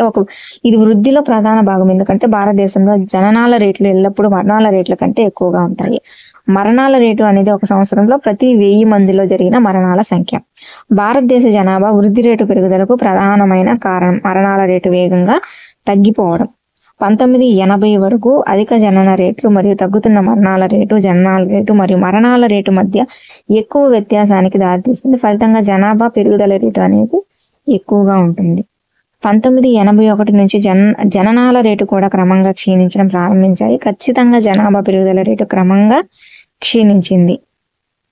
వలసలు అంటే వివిధ ప్రాంతాలు మరియు భూభాగాల మధ్య ఉన్న ప్రజలకు కదలిక. వలస అనేది అంతర్గతం అనగా దేశీయం లేదా అంతర్జాతీయం కూడా కావచ్చు. అంతర్గత వలసలు జనాభా పరిమాణాన్ని మార్చవు, కానీ దేశంలో జనాభా విస్తరణను ప్రభావితం చేస్తాయి. జనాభా కూర్పు మరియు విస్తరణను మార్చడంలో వలస చాలా ముఖ్యమైన పాత్ర పోషిస్తుంది. జనాభా మార్పును నిర్ణయించే ముఖ్యమైన కారణం వలసలు. ఇది జనాభా పరిమాణాన్ని మాత్రమే కాకుండా వయసు మరియు లింగ కూర్పు పరంగా పట్టణ మరియు గ్రామీణ జనాభా యొక్క జనాభా కూర్పును కూడా మారుస్తుంది. భారతదేశంలోని గ్రామీణ పట్టణ వలసలు నగరాలు మరియు పట్టణాల్లో జనాభా శాతంలో స్థిరమైన పెరుగుదలకు దారితీస్తాయి. 1951లో మొత్తం జనాభాలో అయితే 17.29% ఉన్న పట్టణ జనాభా 2011 నాటికి 31.8% చేరింది. కేవలం ఒక దశాబ్దంలో అంటే 2001 నుంచి 2011 మధ్య మిలియన్ల కంటే ఎక్కువ జనాభా గల నగరాల సంఖ్య 35 నుంచి 53కి చేరింది.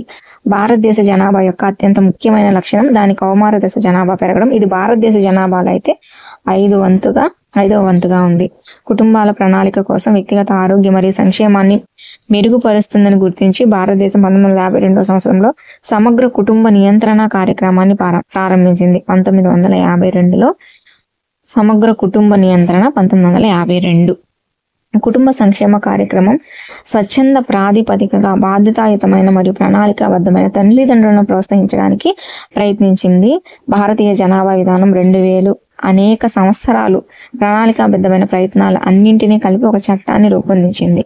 14 సంవత్సరాల వయసు వరకు ఉచిత నిర్బంధ ప్రాథమిక విద్యను అందించడం, శిశు మరణాల రేటును ప్రతి 1000 సజీవ జననాలకు 30 కంటే తక్కువకు తగ్గించడం మొదలైన కార్యక్రమాలు ఎన్ఈపి 2020 రూపకల్పన చేసింది. ఎన్ఈపి 2020 రూపకల్పన చేసింది. సో ఎన్ఈపి 2020 రూపకల్పన చేయడం జరిగింది. సో ఇదండి. దేశంగా ఉన్నందుకు దేశవ్యాప్తంగా అనేక రకాల జీవజాతులు అయితే ఉంటాయి. ప్రపంచంలోని 12 పెద్ద జీవ వైవిధ్య దేశాల్లో మన భారతదేశం కూడా ఒకటి. దాదాపు 47,000 వృక్ష వైవిధ్యంతో ప్రపంచంలోనే 10వ స్థానంలో, ఆసియా ఖండంలో అయితే 4వ స్థానంలో ఉంది. భారతదేశంలో దాదాపు 15,000 పుష్పించే మొక్కలు ఉన్నాయి. ఇది ప్రపంచం పుష్పించే మొక్కలలో 6% వాటా అయితే కలిగి ఉంది.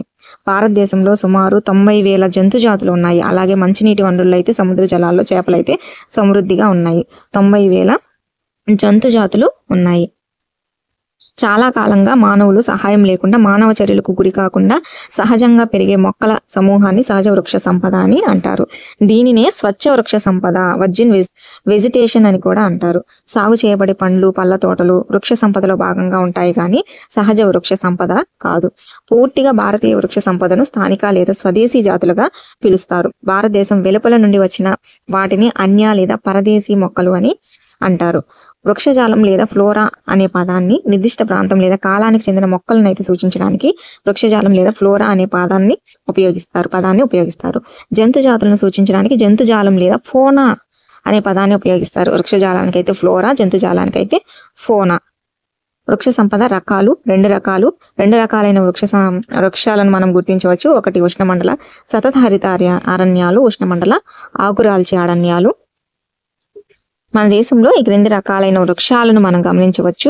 ఉష్ణమండల సతత హరిత అరణ్యాలు, ఉష్ణమండల ఆకురాల్చే అడవులు, అలాగే ఉష్ణమండల ముళ్ళ అడవులు మరియు పొద అడవులు, పర్వతీయ లేదా మౌంటైన్ అడవులు, మడ అడవులు. మొత్తం 5 రకాలు ఉష్ణమండల సతత హరిత అరణ్యాల గురించి చూద్దాం. ఈ అడవులు అయితే పశ్చిమ కనుమల్లోని భారీ వర్షపాత ప్రాంతాలు. ఈ సతత హరిత అరణ్యాలు ఈ లక్షద్వీపులు, అండమాన్ నికోబార్ దీవులు, అస్సాం ఎగువ ప్రాంతాలు, తమిళనాడు తీరానికి అయితే పరిమితమయ్యాయి. ఈ 200 సెంటీమీటర్ల కంటే ఎక్కువ వర్షపాతం కలిగిన కొద్ది కాలం అనార్ధ శీతోష్ణ స్థితి ఉన్న ప్రాంతాల్లో ఇవి బాగా పెరుగుతాయి. ఇచ్చట వృక్షాలు అయితే 60 మీటర్లు అంతకంటే ఎక్కువ ఎత్తు వరకు పెరుగుతాయి. ఏడాది పొడవునా వెచ్చగా తడిగా ఉండడం వలన ఇక్కడ అన్ని రకాల పుష్కలమైన వృక్ష సంపదలు అయితే కలిగి ఉంటాయి. చెట్లు, పొదలు, తీగలతో బహుళ స్థాయి రూపాలను ఏర్పరుస్తాయి. చెట్ల ఆకులు రాల్చడానికి నిర్దిష్ట సమయం లేకపోవడం వల్ల ఈ అడవులు ఏడాది పొడవునా పచ్చగా ఉండే అడవులు సతత హరిత అరణ్యాలు. ఈ అడవుల్లో వాణిజ్యపరంగా ముఖ్యమైన కొన్ని చెట్లు పెరుగుతాయి. ఫర్ ఎగ్జాంపుల్ కి నల్ల చేవమాను, దేవదారు, నూకమాను, రబ్బరు మరియు సింకోనా చెట్లు. నల్ల చేవమాను వచ్చి ఎబోని, దేవదారు మహాగని, నూకమాను రోజ్వుడ్. ఏనుగు, కోతి, లెమూర్ మరియు జింక వంటి జంతువులు సాధారణంగా ఈ అడవుల్లో కనిపిస్తాయి. ఏనుగు, కోతి, లెమూర్ మరియు జింక. ఒంటికొమ్ము ఖడ్గమృగాలు అస్సాం, పశ్చిమ బెంగాల్ అరణ్యాల్లో కనిపిస్తాయి. ఈ జంతువులతో పాటు ఎక్కువ పక్షులు, గబ్బిలాలు, అలసకోతులు, తేళ్లు మరియు నత్తలు కూడా అరణ్యాల్లో ఎక్కువగా కనిపిస్తాయి. నెక్స్ట్ ఉష్ణమండల ఆకురాల్చే అడవులు. భారతదేశంలో ఎక్కువ విస్తీర్ణంలో విస్తరించి ఉన్న అడవులు ఆకురాల్చే అడవులు. వీటిని ఋతుపవన అడవులు అని కూడా అంటారు. ఇవి 70 నుంచి 200 సెంటీమీటర్ల మధ్య వర్షపాతం పొందే ప్రాంతాల్లో అయితే ఇవి పెరుగుతాయి. పొడి వేసవిలో సుమారు 6 నుంచి 8 వారాల పాటు ఈ అటవీ రకానికి చెందిన చెట్లు ఆకులు అనేవి రాలిస్తాయి. 6 నుంచి 8 వారాల పాటు. నీటి లభ్యత ఆధారంగా ఉష్ణమండల ఆకురాల్చు అడవులను మరల ఆర్ధ అడవులు మరియు అనార్ధ ఆకురాల్చు అడవులు అని విభజించవచ్చు. ఆర్ధ ఆకురాల్చు అడవుల్లో 100 సెంటీమీటర్ల నుంచి 200 సెంటీమీటర్లు అయితే వర్షపాతం ఉంటుంది. ఆర్ధ ఆకురాల్చు అడవులు ఎక్కువగా మన దేశంలో తూర్పు భాగంలో అయితే ఉన్నాయి. ఈశాన్య రాష్ట్రాలు, హిమాలయ పర్వత ప్రాంతాల వెంబడి జార్ఖండ్, పశ్చిమ ఒడిస్సా, ఛత్తీస్గఢ్ మరియు పశ్చిమ కనుమల తూర్పు వాళ్ళలో ఉన్నాయి. అర్ధ ఆకురాల్చు అడవుల్లో టేకు అనేది అత్యంత ప్రబలమైన జాతి. అర్ధ ఆకురాల్చు అడవుల్లో వెదురు, చందనం, కైర్, కనుమ, అర్జున మరియు మల్బరీ వాణిజ్యపరంగా ఇతర ముఖ్యమైన జాతులు. శుష్క ఆకురాల్చు అడవులు 100 నుంచి 70 సెంటీమీటర్ల మధ్య వర్షపాతం ఉన్న ప్రాంతాల్లో కనిపిస్తాయి. ద్వీపకల్ప పీఠభూమిలోని వర్షపాత ప్రాంతాలు, బీహార్, ఉత్తరప్రదేశ్ మైదాన ప్రాంతాల్లో శుష్క ఆకురాల్చు అడవులు కనిపిస్తాయి. విశాలమైన ఖాళీ ప్రదేశాల్లో టేకు, ఏగిస మరియు వేప చెట్లు పెరుగుతాయి. సాగు కోసం అధిక మొత్తంలో ఈ రకపు అటవీ భూభాగాన్ని నిర్మూలించి కొంత భాగాన్ని పశువుల మేత భూమిగా వాడుతున్నారు. అనార్ధ ఆకురాల్చు అడవుల్లో సింహం, పులి, పంది, జింక, ఏనుగు వంటి జంతువులు కనిపిస్తాయి. అనేక రకాల పక్షులు, బల్లులు, పాములు, తాబేళ్లు కూడా కనిపిస్తాయి. ముళ్ళ అడవులు లేదా పొదలు. ముళ్లతో కూడిన చెట్లు, పొదలు వంటి సహజ వృక్ష సంపద 70 సెంటీమీటర్ల కంటే తక్కువ వర్షపాతం ఉన్న ప్రాంతాల్లో పెరుగుతాయి. గుజరాత్, రాజస్థాన్, మధ్యప్రదేశ్, ఛత్తీస్గఢ్, ఉత్తరప్రదేశ్, హర్యానాలోని అర్ధశుష్క ప్రాంతాలతో సహా దేశంలోని వాయువ్య ప్రాంతాల్లోనూ ఈ రకమైన వృక్ష సంపద అనేది కనిపిస్తుంది. తుమ్మ, తాటి, బొంతజెముడు, నాగజెముడు వంటి ప్రధాన వృక్ష జాతులు ఉన్నాయి. తుమ్మ వచ్చేసి అకాసియస్, నాగజెముడు కాక్టస్, బొంతజెముడు వచ్చేసి యుఫోర్బియాస్. బొంతజెముడు యుఫోర్బియాస్, నాగజెముడు కాక్టస్, తుమ్మ అకాసియస్. చెట్లు చల్లా చెదురుగా ఉండి తేమను పొందడానికి నేలలోనికి లోతుకు చొచ్చుకుపోయి పొడవైన వేర్లను కలిగి ఉంటాయి. వీటి సంరక్షణ కొరకు కాండము రసంతో నిండి ఉంటుంది.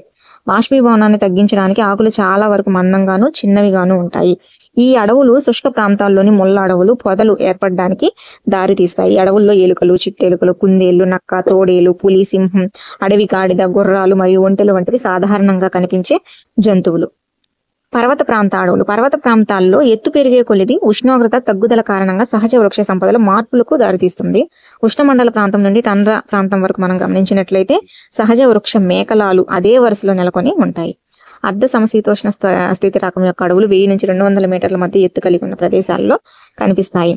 సతత హరిత విశాల పత్ర వృక్షాలైన సింధూర వృక్షం మరియు బాదం చెట్లు ఎక్కువగా ఉంటాయి. సింధూర వృక్షం వచ్చి ఓక్స్, బాదం వచ్చేసి చెస్ట్నట్. 1500 నుంచి 3000 మీటర్ల ఎత్తు వరకు 3000 మీటర్ల మధ్య ఉన్న ఎత్తు ప్రదేశంలో గల సమశీతోష్ణ మండల అరణ్యాల్లో శృంగార చెట్లు పెరుగుతాయి. ఆలివ్ వృక్షాలు, దేవదారు వృక్షాలు, సరళపు మాను, మొరిండా మరియు సేడార్ వంటి శంఖాకార చెట్లు కూడా పెరుగుతాయి. ఆలివ్ వచ్చి ఫైన్, సరళప మాను సిల్వర్ ఫిర్, మెరిండా వచ్చేసి స్ప్రూస్. ఈ అడవులు ఎక్కువగా హిమాలయ దక్షిణ వాలులోను, దక్షిణ మరియు ఈశాన్య భారతదేశంలోని అధిక ఎత్తు ఉన్న ప్రాంతాల్లోనూ విస్తరించాయి. ఎత్తైన ప్రదేశాల్లో సమశీతోష్ణ గడ్డి భూములు ఉండడం సాధారణం. అధిక ఎత్తులో సాధారణంగా సముద్ర మట్టానికి 3500 మీటర్ల కంటే ఎక్కువ ఎత్తులో సమశీతోష్ణ అడవులు, గడ్డి భూములు ఆల్పైన్ వృక్ష సంపదకు దారితీస్తాయి. సరళపు మాను, బదరి, ఆలివ్ మరియు బూర్చ వృక్షము ఈ అడవుల్లో సాధారణంగా పెరిగే చెట్లు. బదరి అంటే జునిపెర్స్. ఇవి మంచు పొరకు చేరుకునే కొద్దీ క్రమంగా తగ్గిపోతాయి. చివరగా తుప్పలు పొదల్లో ఇవి ఆల్పైన్ గడ్డి భూముల్లో కలిసిపోతాయి. వీటిని గుజ్జర్లు మరియు బకర్వాల్ వంటి సంచార జాతుల మేత కోసం విస్తృతంగా అయితే ఉపయోగిస్తారు. ఇంకా అధిక ఎత్తులో నాచులు, లైచీన్లు వంటివి టండ్రా వృక్ష సంపదలో భాగమయ్యాయి. ఈ అడవుల్లో కనిపించే సాధారణ జంతువులు కాశ్మీర్ కనితి, మచ్చల జింక, అడవి గొర్రెలు, ఊర కుందేలు, టిబెటన్ జింక, జడల బర్రె, మంచు చిరుత, ఉడతలు కొమ్మలు తిరిగిన బొచ్చు కొండ గొర్రె, ఎలుగుబంటి, అరుదైన ఎరుపు పాండ, మందపాటి బొచ్చు కలిగిన గొర్రెలు, మేకలు. జడల బర్రె యాక్కు, కొమ్ములు తిరిగిన బొచ్చు కొండ గొర్రె వచ్చేసి షాకీ హార్న్ వైల్డ్ ఐబెక్స్. మడాడవులు అనేవి ఆటుపోట్లతో ప్రభావితమైన తీర ప్రాంతాలలో కనిపిస్తాయి. ఇటువంటి తీర ప్రాంతాల్లో బురద, ఇసుకతో పోగుబడి ఉంటుంది. ఈ అడవుల్లో నీటిలో మునిగిన వేర్లు గల దట్టమైన మడ చెట్లు సాధారణ రకాలుగా ఉన్నాయి. గంగా, మహానది, కృష్ణా, గోదావరి, కావేరి డెల్టాల్లో మడ వృక్షాలు విస్తరించాయి. గంగా, బ్రహ్మపుత్ర డెల్టాలో మన్నికైన గట్టి కలపనందించే సుందర వృక్షాలు కనిపిస్తాయి. డెల్టాలోని కొన్ని ప్రాంతాల్లో తాటి, కొబ్బరి, అగర్ మొదలైనవి కూడా పెరుగుతాయి. రాయల్ బెంగాల్ టైగర్ ఈ అడవుల్లో ప్రసిద్ధమైన జంతువు. మడ అడవుల్లో ప్రసిద్ధమైన జంతువు రాయల్ బెంగాల్ టైగర్. ఈ అడవుల్లో తాబేలు, మొసళ్ళు, గరియాల్స్ మరియు పాములు కూడా కనిపిస్తాయి. ఆయుర్వేదంలో అయితే దాదాపు 2000 మొక్కలు వివరించబడ్డాయి. సుమారుగా అయితే 500 రకాల మొక్కలను ఆయుర్వేదాల్లో అయితే 2000 మొక్కలు వివరించబడ్డాయి. సుమారు 500 రకాల మొక్కలైతే నిరంతరం ఉపయోగిస్తున్నాయి. ప్రపంచ పర్యావరణ సంరక్షణ సమితి 352 ఔషధ మొక్కల పేర్లను అంతరించిపోయే జాబితా రెడ్ లిస్ట్ లో పేర్కొనడం జరిగింది. వాటిలో 52 వచ్చేసి ప్రమాదకరమైన స్థితిలో ఉన్నాయి, 49 అయితే అంతరించిపోతున్నాయి. సర్పగంధి అనేది రక్తపోటు చికిత్సకు ఉపయోగిస్తారు. ఇది భారతదేశంలో మాత్రమే కనిపిస్తుంది. జామున్ అనేది పండిన పంటల నుంచి రసాన్ని తీసి వెనిగర్ తయారు చేయడానికి జామున్ ఉపయోగిస్తారు. ఇది కార్బోనేటివ్ మరియు మూత్ర విసర్జన మరియు జీర్ణ లక్షణాలను కలిగి ఉంటుంది. విత్తనాల పొడిని మధుమేహం నియంత్రణకైతే ఉపయోగిస్తారు. అర్జున్ అనేది ఆకుల తాజా రసం చెవి నొప్పికి ముందు. ఇది రక్తపోటును నియంత్రించడానికి కూడా ఉపయోగిస్తారు. బాబుల్ అనేది కంటి కలకకు నివారణగా ఉపయోగిస్తారు. దీని జిగురునైతే టానిక్ గా ఉపయోగిస్తారు. వేప అనేది యాంటీబయాటిక్ మరియు యాంటీ బ్యాక్టీరియల్ లక్షణాలను కలిగి ఉంటుంది. తులసి అయితే దగ్గు, జలుబు నయం చేయడానికి ఉపయోగిస్తారు. కచ్నార్ ఆస్తమా, అల్సర్లు నయం చేయడానికి ఉపయోగిస్తారు. మొగ్గలు, వేర్లు అయితే జీర్ణ సమస్యలకు మంచివి. డాక్టర్ ఏకే జైన్ రచించిన ఔషధ మొక్కల 5వ ప్రచురణ 1994 పుస్తకం నుంచి వీటినైతే తీసుకోవడం జరిగింది. ఏకే జైన్ రచించిన ఔషధ మొక్కల 5వ ప్రచురణ పుస్తకం నుంచి తీసుకోవడం జరిగింది. వన్యప్రాణులు భారతదేశంలో దాదాపుగా 90,000 జంతు జాతులు అయితే ఉన్నాయి. మన దేశంలో 2,000 రకాల పక్షి జాతులు ఉన్నాయి. ప్రపంచంలో అయితే మొత్తం 13%. 2,546 రకాల చేప జాతులు ఉన్నాయి. ప్రపంచ నిల్వల్లో అయితే దాదాపు 12% వాటానైతే కలిగి ఉన్నాయి. భారతదేశం ప్రపంచంలోని ఉభయచరాలు, సరీసృపాలు, క్షీరదాల్లో 5 నుంచి 8% వాటాని ఉంది. క్షీరదాల్లో ఏనుగులైతే అత్యంత భారీ కాయం గల పెద్ద జంతువు ఏనుగులు కర్ణాటక, అస్సాం మరియు కేరళలోని ఉష్ణమండల అర్ధ అడవుల్లో కనిపిస్తాయి. అస్సాం మరియు పశ్చిమ బెంగాల్లోని చిత్తడి గడ్డి నేలల్లో ఒంటి కొమ్ము గల ఖడ్గమృగాలు వంటి జంతువులు జీవిస్తున్నాయి. రాన్ ఆఫ్ కచ్ మరియు థార్ ఎడారిలోని శుష్క ప్రాంతాలు క్రమంగా అడవి గాడిద మరియు ఒంటెలకు ఆవాసాలుగా ఉన్నాయి. భారతీయ అడవి దున్నలు, నీల్గాయి, చౌసింగ, గజల్ మరియు వివిధ రకాల జంతు జాతువులు వంటివి భారతదేశంలో కనిపించే ఇతర జంతువులు. నీల్గాయ్ అనేది బ్లూ బూలు, చౌసింగ వచ్చేసి 4 కొమ్ముల దుప్పి. భారతదేశంలో వన్యప్రాణి సంరక్షణ చట్టం 1972 వన్యప్రాణి సంరక్షణ చట్టం 1972లో అమలు చేయబడింది. ప్రపంచంలో పులులు, సింహాలు ఉన్న ఏకైక దేశం కూడా భారతదేశం. గుజరాత్లోని అడవులు భారతీయ సింహాలకు సహజ ఆవాసంగా అయితే ఉన్నాయి. భారతీయలోని సింహాలకు సహజ ఆవాసంగా ఉన్న అడవులు గుజరాత్లోని అడవులు. అడవులు, మధ్యప్రదేశ్లోని అడవులు, పశ్చిమ బెంగాల్లోని సుందర్బన్ హిమాలయ ప్రాంతాలలో పులులు కనిపిస్తాయి. చిరుతలు కూడా పిల్లి కుటుంబానికి చెందినవి. చిరుతలు ఏ కుటుంబానికి చెందినవి అంటే పిల్లి కుటుంబానికి చెందినవి. వేటాడే జంతువుల్లో ఇది ముఖ్యమైనది.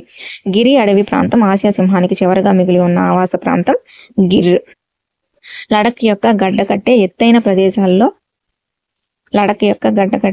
ప్రదేశాల్లో 1 టన్ను బరువు పొడవైన కొమ్ములు గల అడవి ఎద్దు, యాక్ మరియు టిబెటన్ జింక, అడవి గొర్రె మరియు కియాంగ్లకు నిలయం. ఇంకా ఐబెక్స్, ఎలుగుబంటి, మంచు చిరుత మరియు అరుదైన ఎరుపు పాండా కొన్ని ప్రాంతాల్లో కనిపిస్తాయి. నదులు, సరస్సులు మరియు తీర ప్రాంతాల్లో తాబేళ్లు, మొసళ్ళు, గరియల్స్ కూడా కనిపిస్తాయి. గరియల్స్ అనేవి నేడు ప్రపంచంలో కనిపించే ప్రత్యేక రకానికి చెందిన మొసళ్లకు ఏకైక ప్రతినిధిగా ఉన్నాయి. మన దేశంలో అయితే 1300 జాతులు అంతరించిపోతున్నాయి. 20 జాతులు అయితే అంతరించాయి. దేశంలోని వృక్షజాలం మరియు జంతుజాలం రక్షించడానికి దేశంలో 18 బయోస్పియర్ రిజర్వాయర్లను అయితే ఏర్పాటు చేశారు. మొత్తం బయోస్పియర్ రిజర్వాయర్లు 18. వీటిలో 10 బయోస్పియర్ రిజర్వాయర్లను ప్రపంచ జీవావరణ నిల్వల చట్టంలో చేర్చారు. అవి సుందర్బన్స్, నందాదేవి, మన్నార్ సింధు శాఖ, నీలగిరి, నొక్రేక్, గ్రేట్ నికోబార్, మానస్, సిమ్లిపాల్, పంచమర్హి, ఆచనాక్మర్, నెక్స్ట్ అమర్కండ్. మొత్తం